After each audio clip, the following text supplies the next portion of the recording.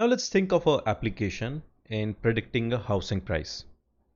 So you see, this problem is not that, let's say, which is coveted by industry. What application which is coveted is predicting share price.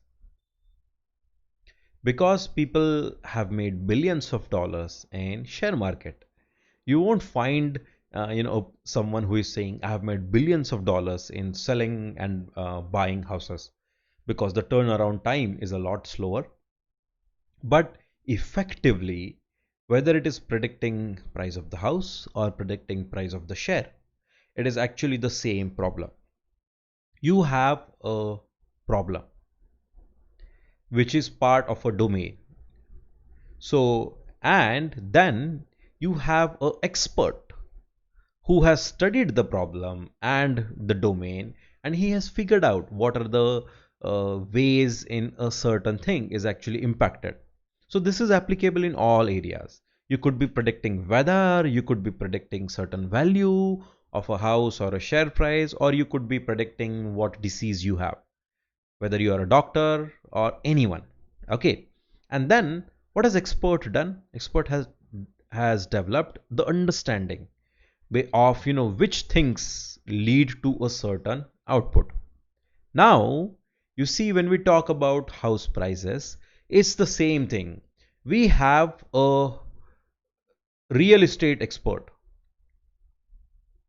We have a real estate expert, let's call that person agent. Okay, so you want to buy a house, and then real estate agent kind of like takes a look at the what are your conditions, what is your budget, and details like this, and then suggests you lists of houses, also ideal price, so that even the owner of the house makes money, and for you it's not too much. Now this is how the general life is. If you are getting services of someone as a real estate agent or a finance expert, it's the same. How does AI come into picture? AI comes into picture with aim of either complete replacing or adding to the capabilities of this tier. You see, exactly like previous lecture, when we talked about driverless cars, when we reach full automation, that is when we also reach full replacement of drivers. But we have much to do before we reach there. Similarly, before we reach a place where we can completely replace the expert, there are also similar journeys to be done in things like this. So this is just to conclude. In the beginning of this series, we said AI is a field which has applications across domains. So we saw three common domains which we all use regularly. Okay, and in this we talked about when AI is gonna get used. Unlike the way it is made to sound, it is made to sound like, oh, it's coming for all our jobs. That is full automation. But to reach there, there is a lot of work to be done.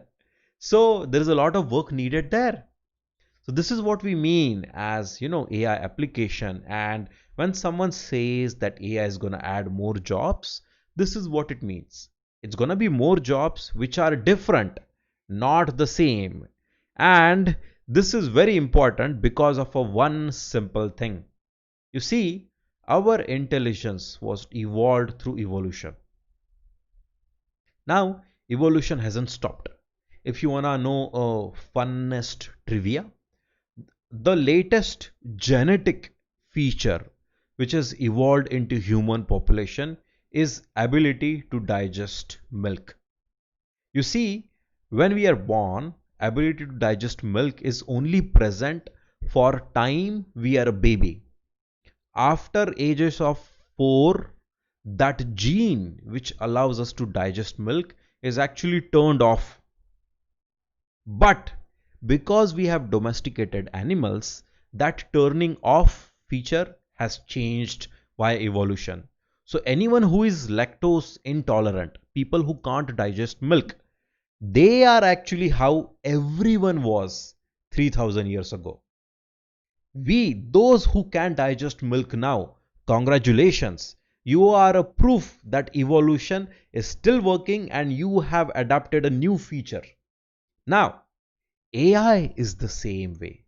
So, AI, people think is a revolution. People think AI is a revolution. But for a revolution to happen, there is infinite small evolutions, which when combined lead to that revolution.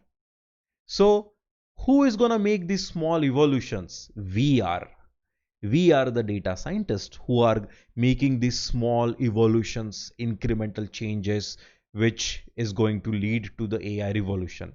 So, AI revolution is not happening automatically. We are making it happen. And this is not happening suddenly. This is a accumulation of infinite small evolution which are actually being implemented by people like us who are data scientists. So hopefully this gave you context about how AI is and its applications in different areas, and then we'll see more details in subsequent lectures.